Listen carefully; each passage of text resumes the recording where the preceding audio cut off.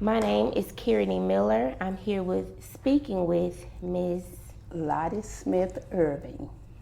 Thank you, Ms. Lottie. Do I have permission to record this interview? Yes. Can you please spell your name as you would like for it to appear on this project? Okay. Lottie Smith, Smith, Erving, Erving. Yes, ma'am, Ms. Erving. Now, will you tell me when and where were you born? I was born right here in Jackson, Mississippi. Okay. Hinds County, in the country. I loved it. Tell me about your parents and your family background. My mother, Ernestine Ara Smith, she was born, I think, in Pocahontas, Mississippi, and that's where she was raised. She was brought up at, I think her mom passed during her brother's birth, and she was raised by her grandmother. And as far as I know, she would just tell us about how they was brought up and how they did how they plucked chickens from the yard, and and how they kill hogs from the yard, had their food and stuff. But it was nice listening to her story. It was very fun. And going to church in Pocahontas at Society Ridge Missionary Baptist Church. And as far as I know, she had a wonderful life. I did get to meet her granddaddy, Mr. Ransom, Jonas Ransom, Sr. And I loved him so. I could remember him walking from, I don't know where, but to our house, and we just loved him. And he used to have like greens, put green leaves in his pocket, and he'll just eat it. It was awesome. We thought it was so gross, but it was nice. And I think as far as mother had a wonderful childhood, as far as I can remember. What did your parents do for a living? Now, my mom, she was a home, she was a wife, and she took care of us. She just stayed home. And my dad didn't like for mama to work, so she stayed home with us. And my mom would get up, I guess 5 in the morning. My dad would have to go to work. Sometimes I can remember times where he didn't have a car. Mom was up, my dad had full breakfast, coffees. We had this wooden stove. A wooden stove is the stove that we have to put wood in, and she have to make a fire in it before she cooked breakfast. It was awesome. I think it was just awesome. But she had his breakfast ready, and I remember getting up sometime, having breakfast with him, and wanting to drink his coffee. But he didn't let me have his coffee. Sometimes he'll come around. Most of the time, he wouldn't let us have coffee because, they always say coffee make children hard-headed. So, and I would love to have his eggs, and she would have this blackburn syrup, and she would do some. It wasn't bacon, something you call salt meat, and she would boil the meat, and then she would say, let's get some of the salt out of it, most of the salt out of it, and then she'll fry it. Good eating. Good eating. And then she would have, Daddy would come home for lunch. Dad would have to walk to work. He walked back. Lunch would be ready.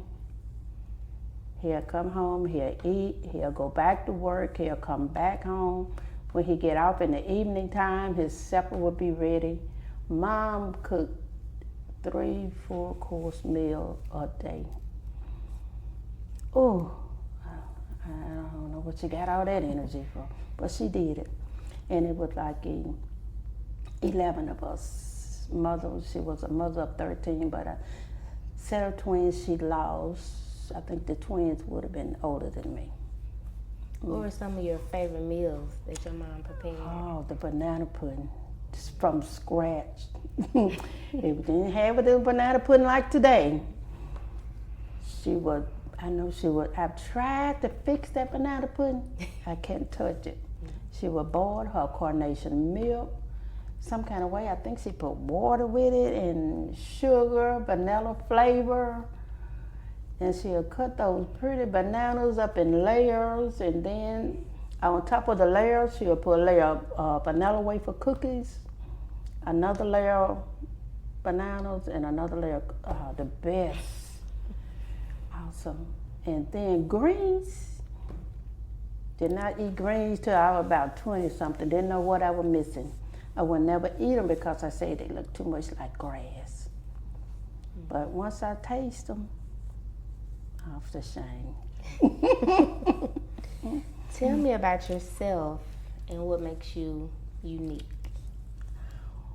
I think what makes me unique is, first of all, I get it in the back of my head. I had it that I know it was a scripture somewhere, I can't really call it exactly where, but God made us all unique in our own ways. And what made me unique is because now I was a mother, grandmother, and now I'm a great grandma too. But as I was summer, I have my grandchildren and my children. They are some of them graduated, some of them got right to the point and didn't graduate.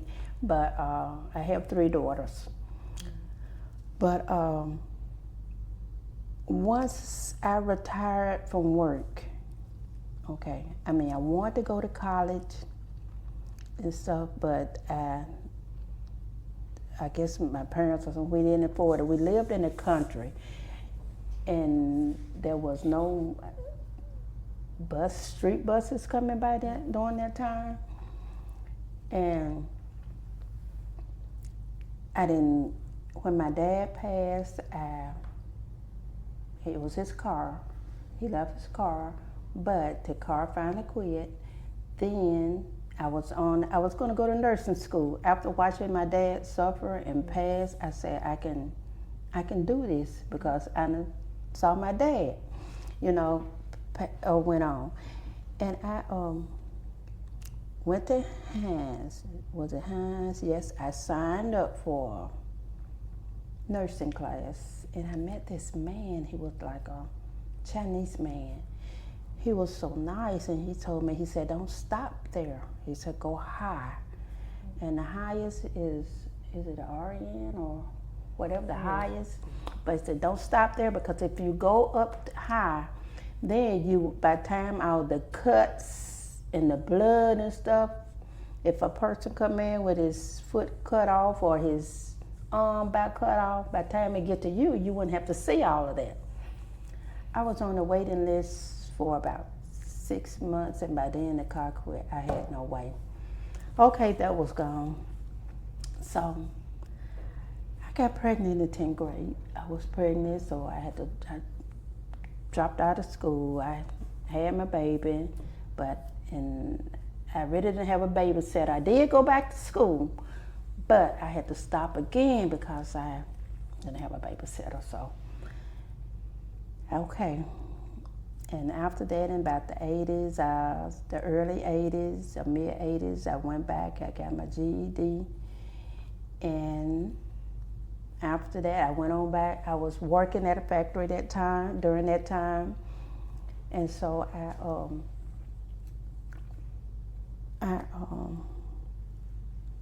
after that, I retired. I stayed retired. It stayed on my mind about college because I wanted to go to college. And so after I got my GED, in about 2 years maybe, or 2 years and a half after I retired, because I prayed on this, I wanted to go, and then I just prayed and asked the Lord to give me some understanding professors and stuff, you know, teachers, so they can understand me and I understand them, because, you know, I was finna try to jump into this, and I really didn't want to jump into it and not finish it, because I do have a tendency sometimes I want to do something and I start, but I don't finish, and then I regret it. But I say, okay, I'm going to college. So I signed up at Hinds Junior College here in Jackson on Sunset Drive. And okay, I was just going now. I didn't go to graduate. I just wanted to go and see what it was like. And I got in there and I went. I said, man, this is all right, you know. And so, and I hung in there, and I ended up graduated with general studies. I graduated with general studies, and then I went back and I went into child care. And so I graduated there, and I got my diploma and stuff, and you know, in my associate degree in general studies, and I got it in child care. So I have 2 degrees from Hinds. And so after that, I sat out for a while, and I decided to go to Jackson State. And so I went to Jackson State for a couple of semesters, you know. And it was nice, but it was during COVID then, so I was online. And I think, and I liked that. I did pretty good, because we have ample amount of time and make sure we get our homework in. And I think that's what made me so unique, because I went and I didn't only, like I didn't go to get no degrees or anything. I just went because I wanted to not only talk to my grandchildren and my, you know, children. I wanted them to see. I said, well, maybe if they see me, maybe they'll go. And so that's what I just wanted to be an example. And so I went to Jackson State for 2 or 3 semesters, and I did not, you know, and then they kept writing me, and because I didn't sign back up, and for the National Society, they wanted me to join the National Society, so. But I never did join, but it was nice. And right now, I really have the urge to go back. I love school, because when I was coming up, my sister and I, with other siblings still coming under us, we used to have to, when my mom finally got a job, she was house cleaning and babysitting, you know, and all that. And so, therefore, we had to stay at home. We took turns staying out of school so she can go to work. You know, when she decided she was just gonna go. So I guess Daddy just finally gave in and let her go to work. And so, and I think that's what made me unique, because, I mean, I always have loved school though. I love school, and I really was hurt because I couldn't go back when I was in the 10th grade, but I thank God He made a way. I did finally get my diploma, and then I got me a couple of degrees. That is certainly unique. Tell me about how you grew up. What was a typical day like in your childhood? Oh, wow. Awesome. I mean, I had lovable parents. And right now, as I talk to children, you know, other people's, they talk about their childhood, they talk about how their parents was, but my parents was loving. I mean, I don't see how they worked. They took time to play with us. I remember outside playing circuit game. My mom, my dad, we'll be out there playing Little Sally Walker. We'll play hopscotch.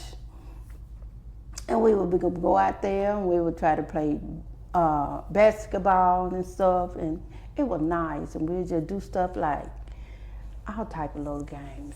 What's a memory that sticks out with you, with your family? With my entire family. Mm-hmm. Or just your immediate family. What's a great memory that just sticks out? Oh, I remember my sister and I, my brother, he's so quiet, my second brother. my mom had 8 girls and 3 boys. And my second brother, he was just so quiet, bless his little heart. He would go outside, and where we lived, I don't know what all that sand, you'd think it was a beach, because it was so much sand in the yard. And he would get this hoe, and he would make him little roads in the sand.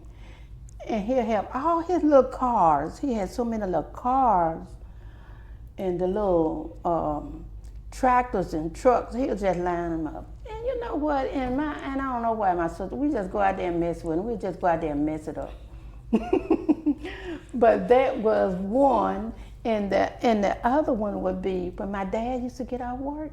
Wow, we would be waiting because this would like be our meet. Sometimes it would just be our supper in the evening time. We would be waiting on him because you know why? We finna go fishing. We would get the fishing poles. We would go dig worms, and wow, sometimes we'll just have worms saved over from one day to the next day.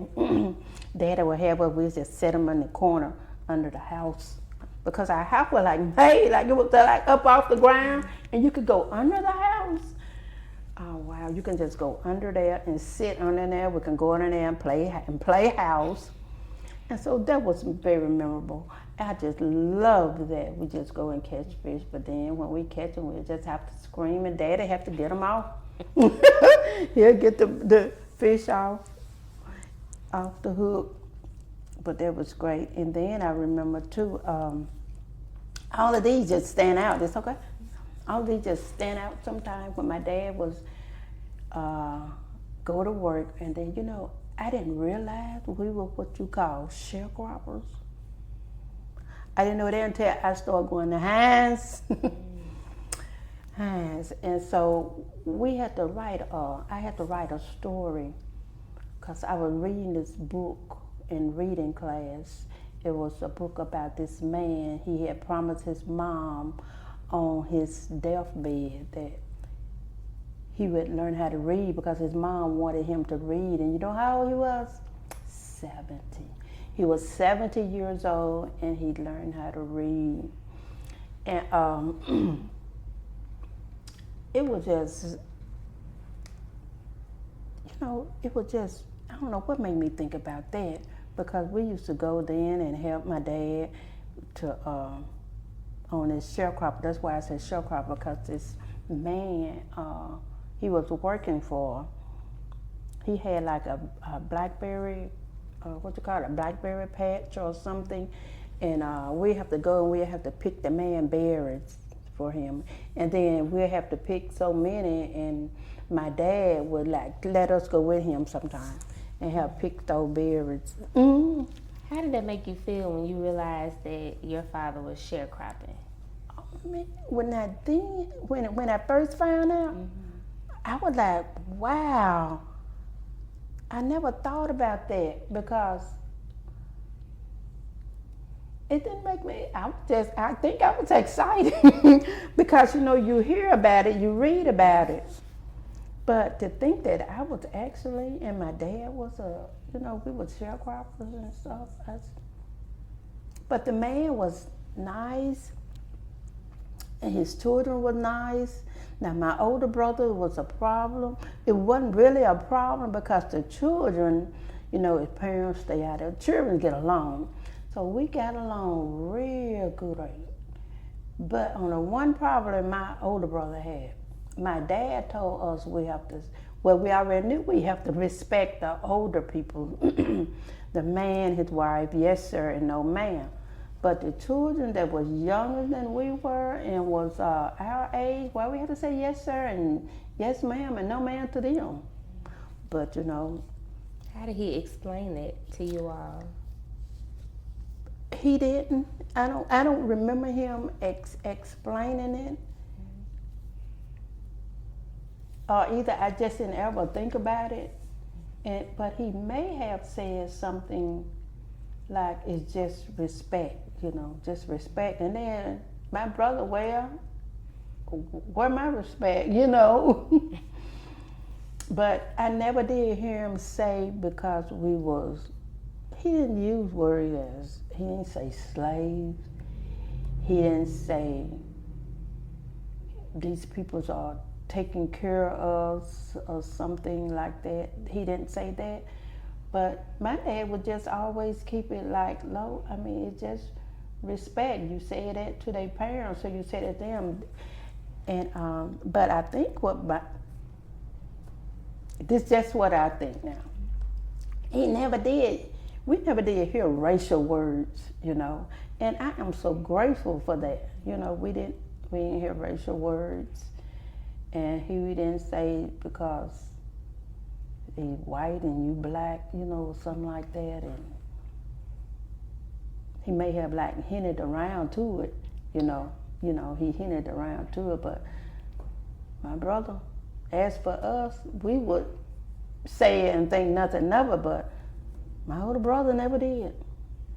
What challenges did you all face as a family being sharecroppers?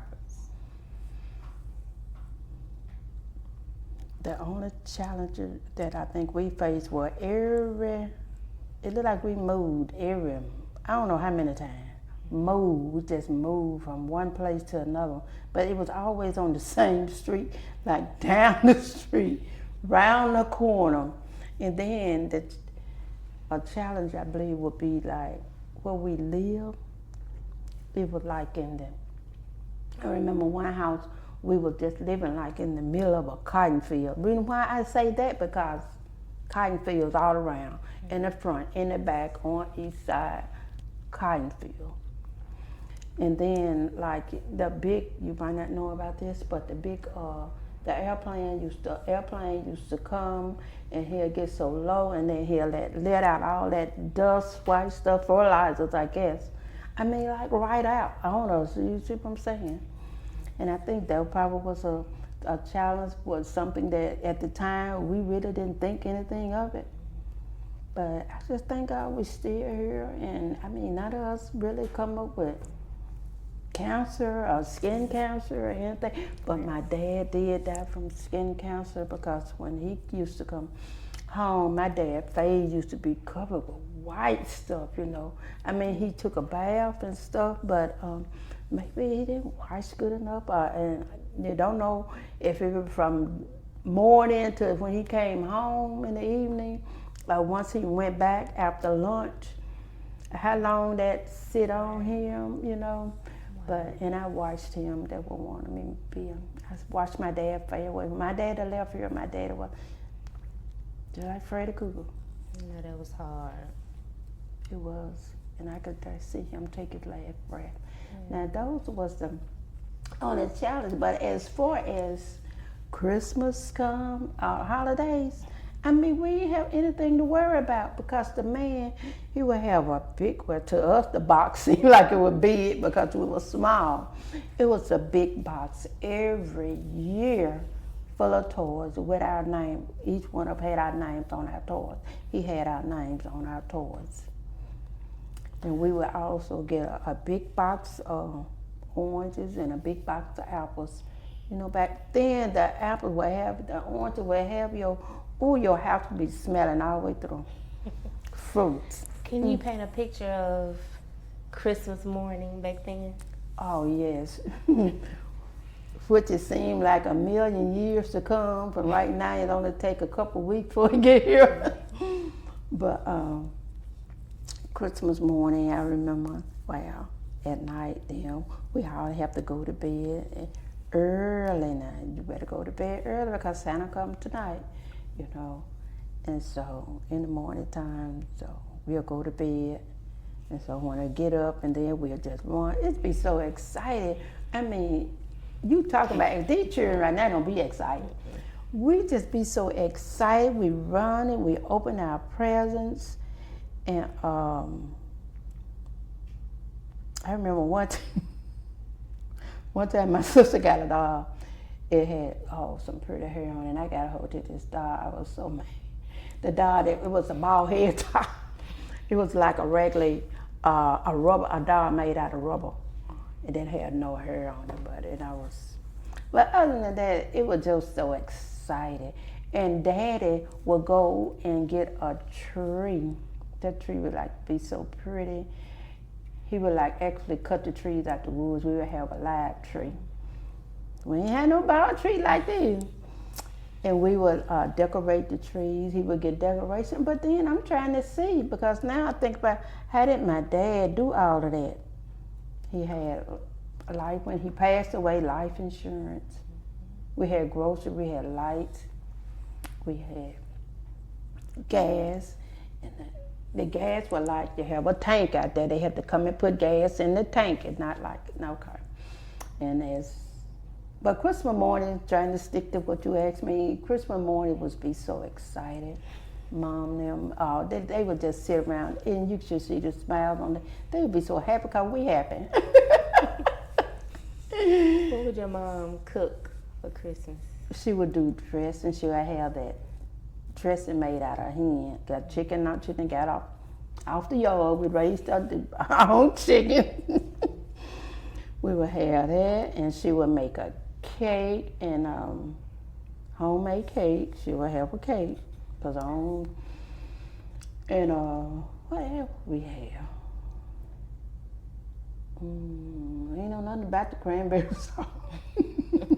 Would y'all roast the nuts and stuff all the time? We did.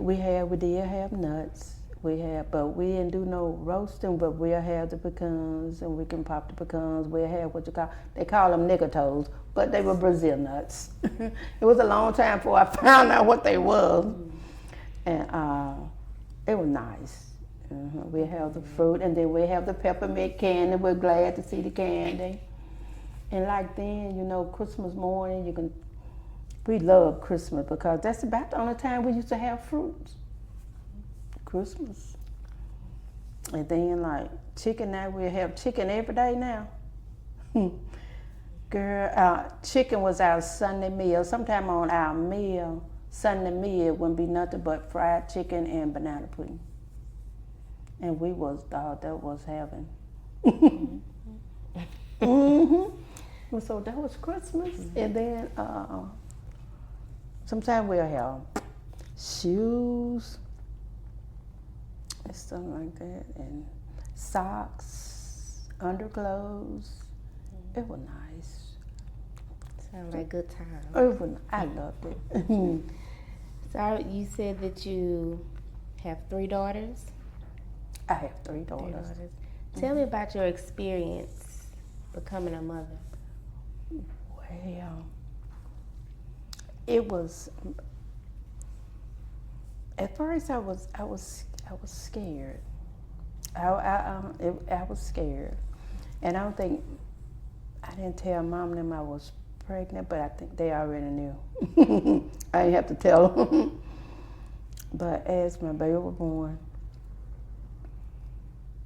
it was nice. I did my best to take care of her. I did what I could. And my mom was there. Then I had my sister was there with me. And it was a good feeling, but I still wanted to go back to school. And then I said, well, I wished I had waited, just had kept my mind in my books, but it was one of those. I didn't, just slipped away from that. But once she was here, it was nice, and I knew I took care of her. I think I did real good taking care of her, and I even knew when she was sick, because she had pneumonia once when she was she might have been about maybe 4 or 5 months old. She had pneumonia, and I knew it was something wrong because she wouldn't eat. And so I thank God I knew that. But my mom, she made this homemade, they was some white stuff they call Tidal. I don't know if you ever heard of it, but it's something, what they rub through it now is the Vicks Vapor Rub. But it was something I think was better than that. It was some homemade stuff, and my mama used that on the baby, and it like pneumonia was gone just like that. And then they were saying you watch her because once you had pneumonia, it'll be very easy to catch it again. And my baby she's 50. I think she's 50 now because I had her early at 18. And as far as I know, she never had pneumonia anymore. Never did. And I think I took real good care. I think I did pretty good as a first time mom. I heard you say that you were scared when you were about to become a mom. Where did that fear come from? Why were you scared? Because I think I was scared because I think it's so much was going through my mind. I said, oh, what about school? Like I told you earlier, I love school. School, and then I wanted to be the best mom. I didn't want to make any mistakes, but I know, we made mistakes, but I wanted to make sure she was all right. I think that was the fear of not really doing what I need to do for her and having the finance and stuff. Because, we were struggling, and now there was a baby, and but the Lord took care of it. We was all right. Everything went good because my mom was good. She was there, and my sister was there. So how did you overcome The fear. obstacles and the fear of motherhood? Because after everything looked like it was coming together, everything seemed like it was coming together. And I want to say that I really can't remember too good, but I always hadn't been as close to the Lord as I am now. But I do remember calling on him. We just heard about him, and we know he'll help us. And I think that's what it was. And that's how I overcome. And then, as days go by, I grew on her, and then it looked like things were just coming together. And then it wasn't as bad as I imagined it was going to be. Yeah. So did your parents instill religion in your life growing up?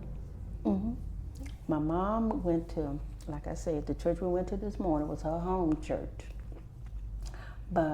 And my dad went to the church we had the pancake breakfast at, Hope Springs, which I am. And now I can remember my dad, well, they always told us about the Lord, and he always had the Bible on the coffee table, a big Bible, open up, and he would always, get us in, not always, we would talk about him, but my dad did drink. He used to drink, but he was a weekend drinker. He didn't drink through the week, and he was a quiet drinker. He'll come home, and that's it. He'll go to sleep. He'll eat, and he'll go to sleep.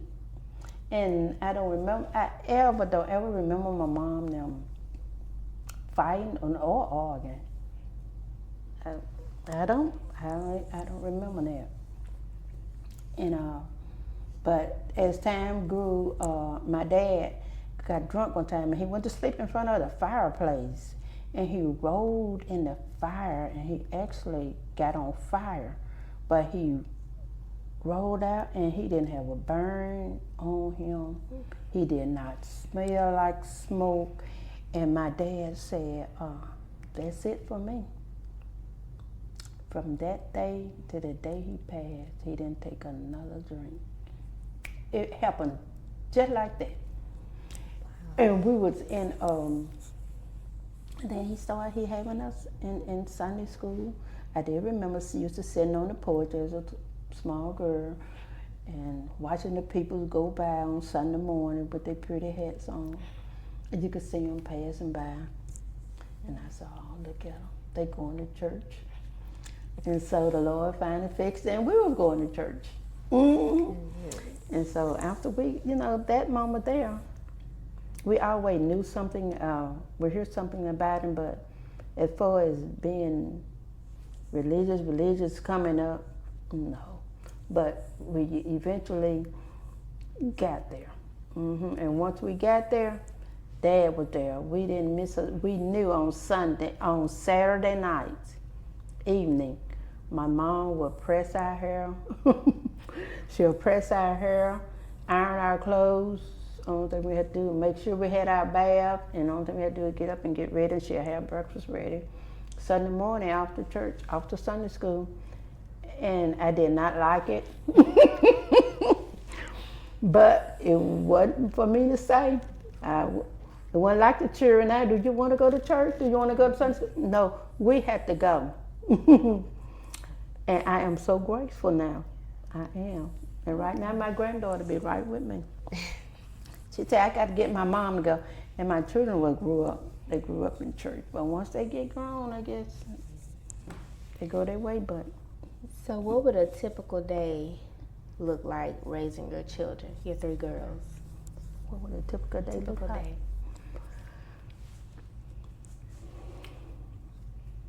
Awesome.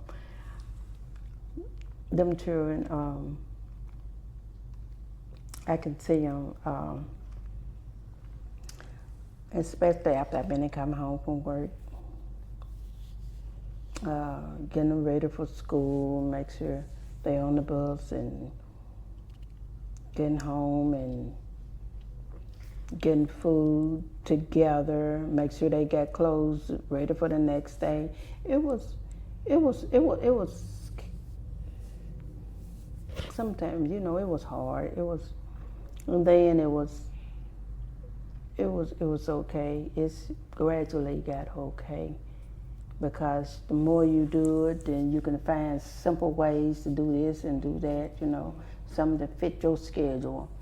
That's what it was. And then as far as keeping their hair out, they good. They're great.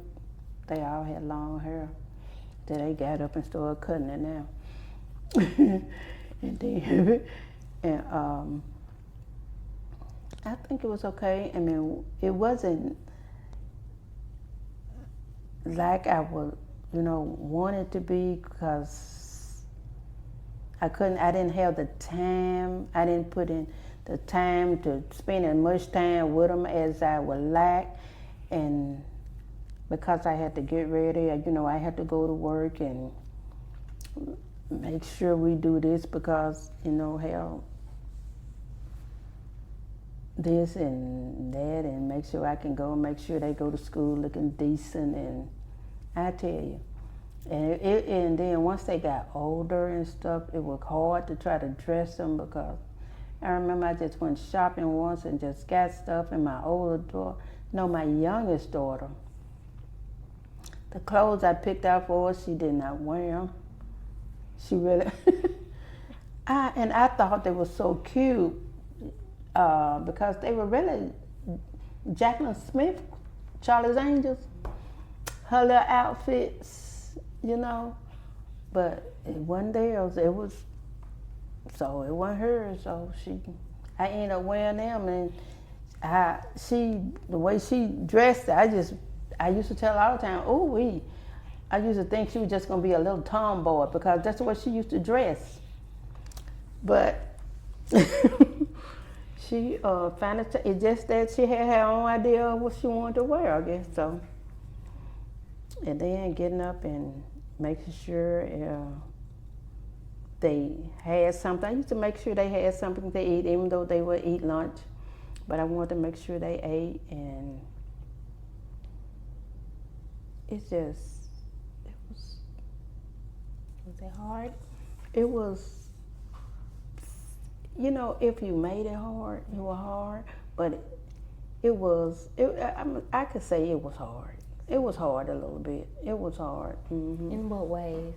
Well, the hard was that, you never knew what. You want to do stuff to please them, make sure they happy so they can go to school clear-headed and do what they have to do.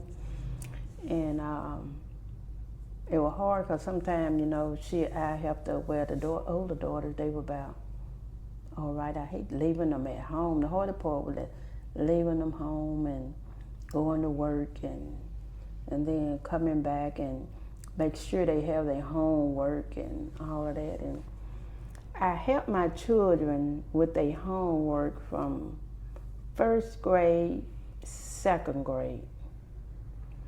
And I always told them, second grade, when you complete that second grade, when I get home, I'm not going to be like the other parent.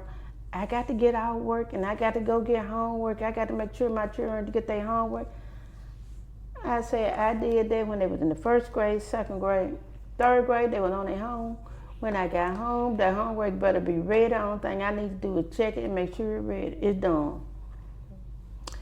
And so we finally got over that hump, and they got that down pat. So that was I think the kind of hard part about it was trying to get them to get their homework, but they did it. When they saw I'm in business, so they did it. And then another thing was that sometimes some things you want your children to have, you couldn't get it because you had to pay bills. You had to get groceries, and that was. Who was your support system when it came to raising your girls? My mom. My mom. How did she support you? She was there. If I wasn't there, she would be there with them. She'll look out, make sure they will need to do what they had to do, and at least until I got home. And then my sister wasn't bad either. They would help out. I had, help with them, and it's full. How do you compare the way you were raised to the way you raised your children? My mom, whatever she cooked, we had to eat it. And then, as I said, we used to go in the evening time. We went to the blackberry bushes, and we picked blackberry or dewberry, and that would be our meal. Mom would make cook biscuits. She would make homemade biscuits. She did make homemade cake too. And some what you call tea cakes.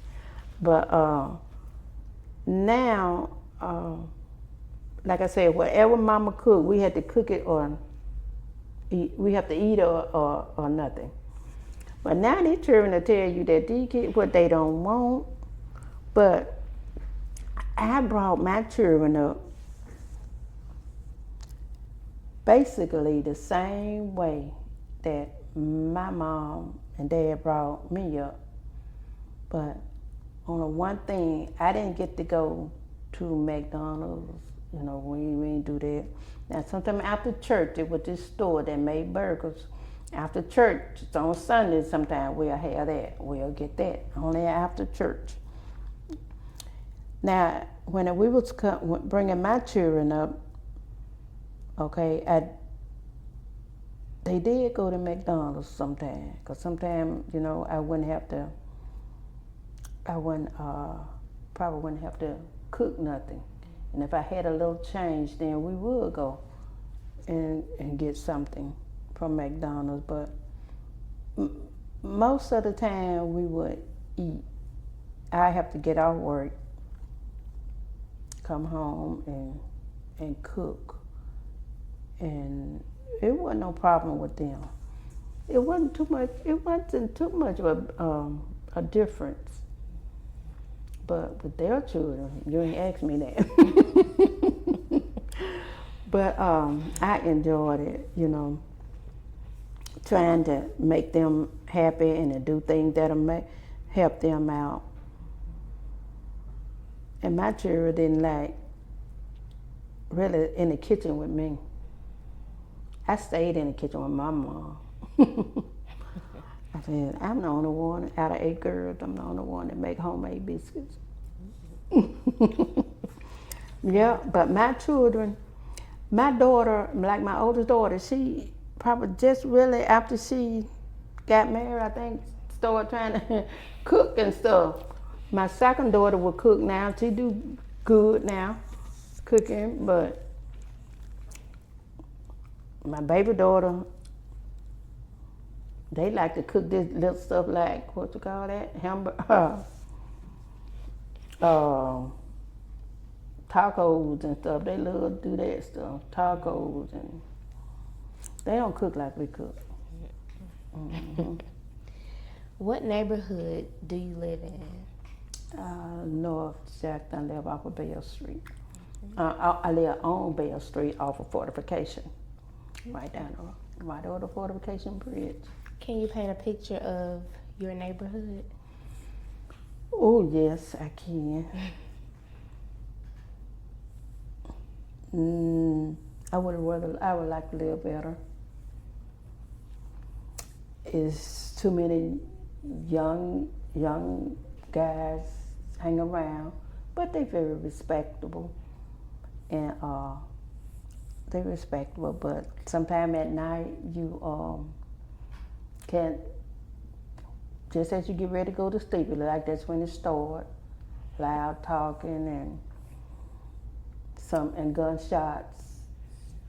You see, we done learn how to roll out the bed, hit the floor. I mean, you see what I'm saying? And that's no way to live, and I wouldn't like that. I don't like it, but right now, it was really, really bad, but it's just a few hairs better now. It's a little better. I mean, like, I think it was maybe last year or a year before last, it was shooting on the back street. I mean, over on the next street, the bullet came from that street through our washroom. And I don't know how long it took the Jackson PD to get there. JPD to get there. And once they got there, they made a report, said we are here from our sergeant. You think we heard from him? Haven't heard from him yet. How did that make you feel? Just terrible. That make me feel awful. Because it's like, I mean, they are here to protect. The police is here to protect. I mean, they not. I mean, this is not what someone told me. This is what I know. This is what happened to us. This is what happened to us. The bullet now come. You can see where it ricocheted. He saw where it ricocheted. Hole in the wall. Went up, hit the ceiling, back over there, and then he said it probably went out the door. But when the bullet was right there in the washroom. We saw it was a rug. The bullet, how it get under the rug, I don't know, but that's where it was. And it's not. And sometimes it just be loud, and it just be too loud. But it's a little bit better.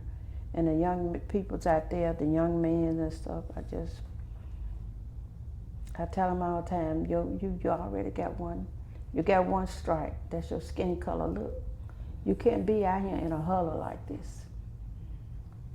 And my daughter seemed to think that I'd be, hey, leave them people alone. I said, that's okay. It's the way you talk to them. You can talk to young people, but it's the way you don't know. You don't want nobody coming at you talking any kind of way.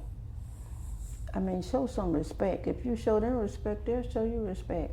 And now most of them, they done got to the place where like they wear their pants down. If they see me, they'll pull them up. I don't have to say nothing. So it sounds like you're building relationships with them. Yes, they're nice. They're nice. People can be as nice as you let them. But I don't think I'd be nice if somebody come at me the wrong way. If you could do something to help change the atmosphere with the guns and the shooting in your neighborhood, what do you think it would be? What could your contribution be?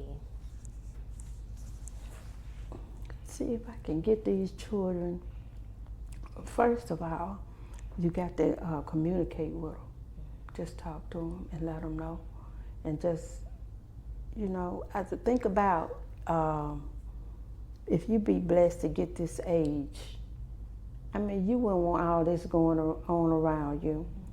And plus, if I can just get them to walk around with these guns on your side, hanging in your pants, and let the whole world know. If you got them, you don't have to show it. You know, be respectful about it. That's why I just see if I can get them children to just be respectful about whatever you do. It's no harm in having your gun, but know when to pull it. Don't just pull it just because you got it, and don't walk around with it because, you know, just because it is, you know, an open law or something like that, but it don't mean that you have to, it don't make you big. It don't do anything for you, but, you know, it might make you look bad. And you don't want to look bad because it's them little old children looking at you. And it kind of sounds like you're already doing that just by talking to them. So, I try. Yeah, you're already doing that. I try. How do you feel about your neighborhood? I've heard some of the things that you might not like about it, but how do you feel about it? I feel good. I do. I feel good about it. I feel good because it can be whatever you make it. Because see, if I get up with negative attitude every day and something go out there, then that's what it'll be. But if I go out there with a smile and wave, that's the way it's gonna be. Just when I came home a little while ago, hey, they'll call. I didn't even see somebody, and they all call me Mama Lottie. They'll call me Mama Lottie. Hey, Mama Lottie, and I don't even know them. Then I asked my daughter, then my grandson, but I said, no, who with that, But I just be respectful, and I wave at them. And they nice, and people tend to see a paint and a bad picture with children and young guys, especially. I mean, you don't know what these children are going through at home. They might be out there just looking for love. That's all you have to do is show them some love, and you'll see a big difference. What are some of the other ways you've adapted to the challenges in your neighborhood? But now most of the time, I'm really an in-house person. I'm an in-house person. But when I come out, most of the time, I'm going to the store, I'm going to church, I'm going to my mom. My mom is going through dementia right now, and I be going over there. And I be over there most of the day, and in the week I go about, at least Monday through Thursday, Friday sometime, most of the time. And weekends I just stop by Saturday and Sunday. But what I do is, what the question was? How do you adapt to those challenges in your neighborhood? I try to bring myself down where they are. See, I don't try to be more than what I am. I don't. And I let them know too, I hadn't always been a Christian. I mean, I never been through what you all trying to go through now. See, I never been through it. I never been through it. If you could paint a picture of your ideal neighborhood, what would it look like? What would it feel like? Wow. My ideal neighborhood. It'd be nice, it'd be quiet, and it'd be basically elderly people. It'd be elderly people, and quiet, because I like quiet. I don't like loud music. Even when they come through now with loud music, I mean, they know to turn it down when they get there. And I don't even have to tell them all the time. They know to turn it down. You'll hear somebody, I say, all right, Mama Lottie out there, Mama Lottie on the porch. Sometime like that, and that's it. But my idea of a neighborhood, that would it be nice, quiet, with flowers. Since I had surgery, I don't be out there in my yard a lot, but I used to have a real nice, yard. But I'm gonna try my best to get back to it though. And that would it be nice, quiet, and love. It's already love. My neighbors, even those young guys, they'll say they still lovable. They love her. I love them children. I'll tell them all the time, I love you like you're my own. I do. I really do. They probably need to hear that too. And like I say, it's what you put out. It's what you put out. That's what I believe, but that's what my neighborhood be. It be. What are your hopes for the children in your neighborhood? My hope for the children is they really realize, I think I said it earlier, guns is not the answer. Drugs not the answer. Just, and whatever, set your goal and shoot for your goal. You can fly high as the eagle. And I tell them in a minute, the sky is the limit. The sky is your limit. You can do whatever you set your mind to, you can do it. I say, if I can do it, look. And I always tell them, I say, when you get my age, I tell my grandchildren too, I said, you get my age, you can sit on your porch and drink your coffee and you don't even have to worry about it because you got your money. You be sitting back on your money. You don't have to worry about nothing, where it's coming from, where this bill money coming from. And then once you pay your bills, you still can have you some money, go take you a cruise or something. Which cruises ain't my thing though. Whatever you want to do. You can still have that and not worry about dipping into your bill money. Work now. I said, work now. When you know, then you can sit back and relax. You don't have to. What is one thing you want your children to take from you, to learn from you? I want them to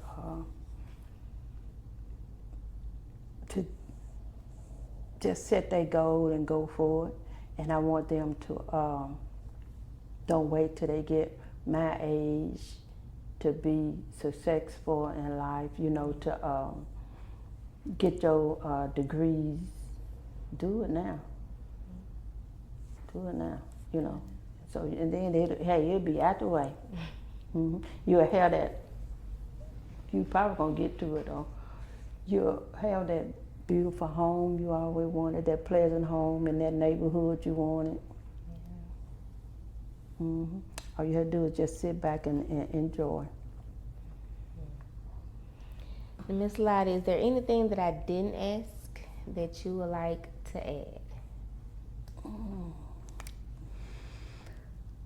I would just like to say to end it, to the children, especially to the children, the younger generation now. Set your goals and go for it. Don't let nothing hinder you. We all make mistakes, but as long as the blood is running warm in your body, you can do whatever you want. And don't wait till you get, older when you can't do anything, saying, I wish I had did this and wish I could do it. Just do it now. They'll be happy. You will be happy. You did it. So what's next for you? What do you have to look forward to in your future? But, honey, I don't know. Like I said, I don't know why. I'm still thinking about signing back up for Jackson State. I'm thinking about it.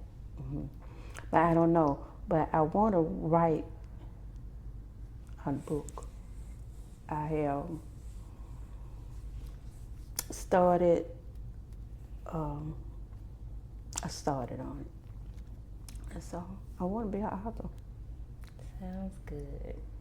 So Ms. Lottie, I appreciate you taking the time out to share your thoughts and your stories and experiences with us. And that concludes our interview. Really? Thank you. I sure wish I had said, but the first thing that I really want them to do is, no matter what, just get Christ in your life.